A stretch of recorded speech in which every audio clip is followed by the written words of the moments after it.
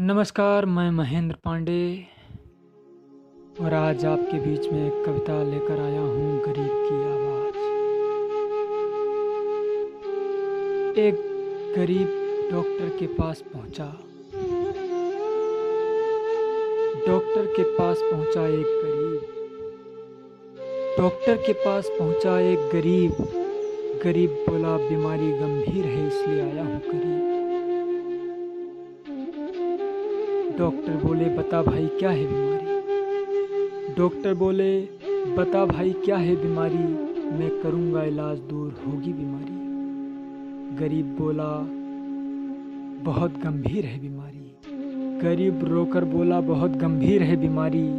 Doctor बोले, आखिर बता तो बीमारी। गरीब बोला, बहुत गंभीर है बीमारी। डॉक्टर बोले, आखिर बता तो बीमारी।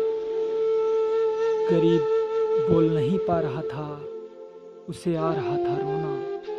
गरीब बोल नहीं पा रहा था, उसे आ रहा था रोना।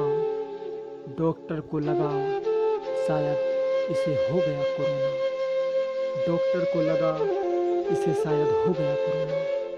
डॉक्टर बोले, बीमारी बता इसी क्षण।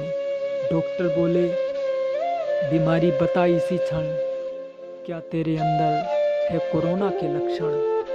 गरीब रोकर बोला, कोरोना नहीं एक बीमारी और आई है। गरीब रोकर बोला, कोरोना नहीं एक बीमारी और आई है, जो पूरे परिवार पर छाई है।